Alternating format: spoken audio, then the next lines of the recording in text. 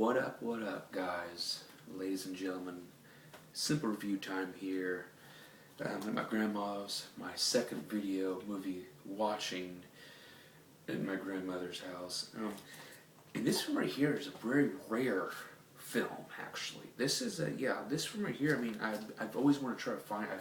I went on Wikipedia, and this actor here, is probably one of the best actors known to mankind. It's my grandpa's favorite actor of all time, and my grandpa had the voice. I mean, he didn't have the voice of him, but I mean, his voice was kind of resembled by him. But this film, because this guy's a legend in the Western world, and war films, and some couple of drama films, but mostly known for the Western and wars films. It is a 1975 film, and this is up in his upper 60s, before a couple of years before his death. So I think he's like 69 or 68 here. I think he's 69, but 1975, Brannigan and the legend himself, John Wayne. A detective thriller, which I mean, it's very rare. And I saw this at the library, and I'm like, I gotta check this film out because it's weird. I mean,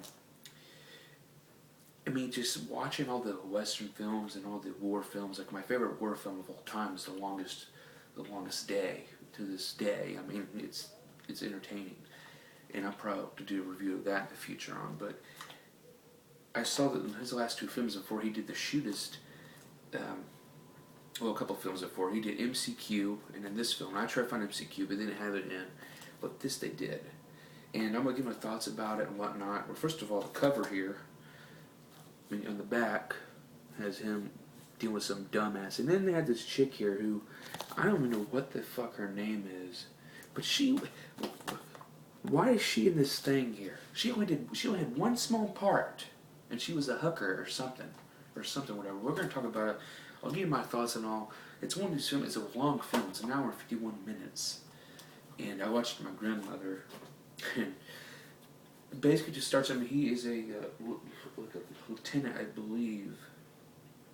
He's a tough Chicago cop, and it just starts out with somebody about to counterfeit some money or whatnot, and then the door just knocks down, and it's him, like, knock, knock. I can't do the Duke's voice, but, and he goes at this guy, what is going on here? And, whoa, you're counterfeiting money and whatnot, and he had a gun, from the file, whatever, where all the weapons or whatever evidence in the evidence room, he has a gun, and so I get this gun, and then he's going to talk to this guy, and he's on the phone, and then the other guy's trying to shoot him with the thing, but it's empty, and he just takes him down as arrest him, and that's how it starts. It's this little scene, whatnot, nothing really spectacular or whatnot, and then it just all of a sudden his boss says, "Get Brannigan," or I can't say his name. Yeah, Brannigan. And the cops come by after he's done, saying, "Hey, Brannigan, the boss wants you now. You have a warrant?" "No." "Get in the car." He's like, "I got my own car." "Well, we'll take you there." So they take him, and off the bat, he just goes to London. Because he travels to London to hunt down an escaped gangster who's one of his people he's got back, he's had trouble before in the past. And that's played by,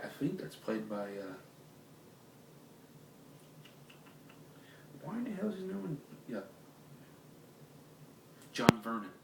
Which John Vernon was the head, the dean of Animal House, the guy with the secret probation. But he's basically the main gangster that's around there, and he's trying to go back to him. So he has a new force, and he has to get along with everybody, which is all fine and dandy. And I'm trying to remember shit. But he's also, and then before the film, it's pretty cool.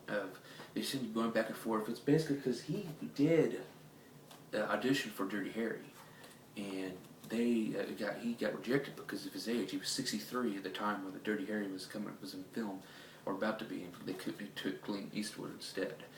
And but then he did two, like I said, MCQ and this. So, but he actually did a good job. But for the film, he goes out and the chase and whatnot. And he's getting hit by a hitman, which the scene with that chick I showed you, because this hitman just goes to seem like he wants this money and whatnot, and he's gonna get the other half when he kills him. But he didn't give much to him.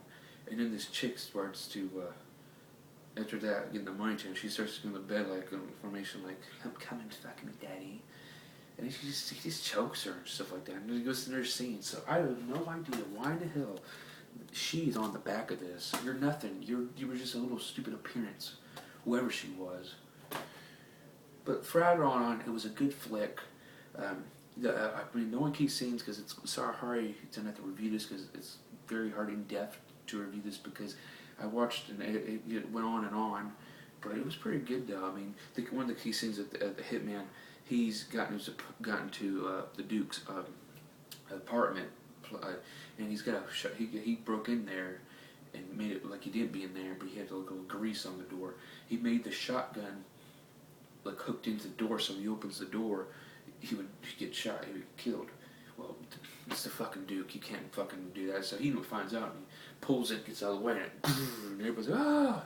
And then, like, you know, me and my grandma was like, oh, I don't think he's gonna put a nerve bomb. And he's looking around and looks at the toilet, does the same exact thing, and he closes the door, and there's a nerve bomb. You can't, whatever you hit me and everybody, you can't get the Duke down.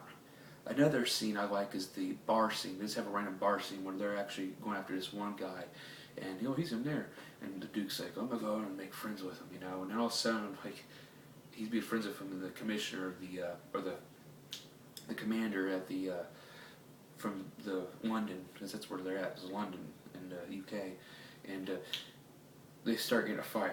It was a random, like, it was because this is 1975. It was like a random homage, well, to any kind of Western bar fights, and it reminded me of the War Wagon, basically, very much, you know, because there's a scene of the guy, everybody just starts fighting each other, and they hit everybody in the face, and there's this one guy who enters it, and he just gets clobbered, which reminds me of the War Wagon, which I still haven't did the review yet of that. I'll probably do it soon.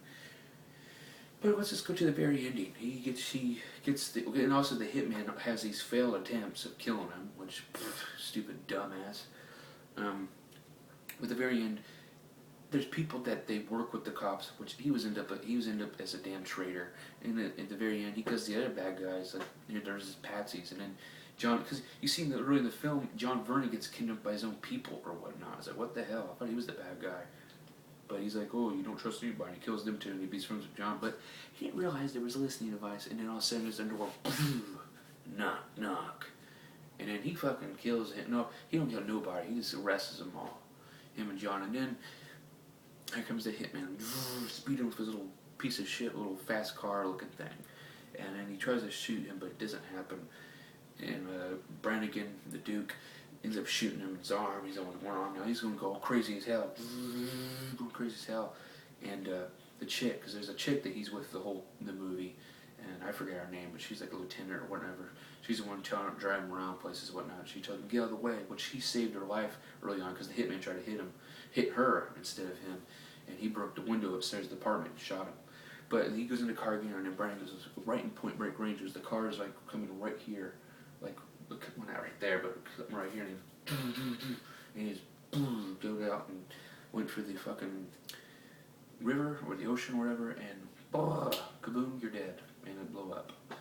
And that's how it ends. He went back home, and it was good. So, I mean, it was a very good movie. I think, I mean, I don't know, I mean, it was okay, it was good. I mean, do I recommend this film? Oh, absolutely. I mean, all the films I've seen with him, I mean, Brannigan's all the way good. I want to see him CQ. I don't know if I can ever find that on the internet or whatnot. But I definitely recommend this film. I give it a B. But between this and Dirty Harry, I mean, it was just very different seeing John Wayne. But it was actually pretty good. I actually liked it. And, but that's how it goes. That is Brannigan. I hope you guys enjoy it. Those are my thoughts about it. I'm not trying to spoil everything, which I did. But it's just, I don't understand how that bitch is on there. Just, oh, I'm gonna lie my back on the bed for the dick. So can I at least get a little picture on the back? You didn't do nothing except lying back on the dick. So I'm STS. This is Simple Review. Goodbye.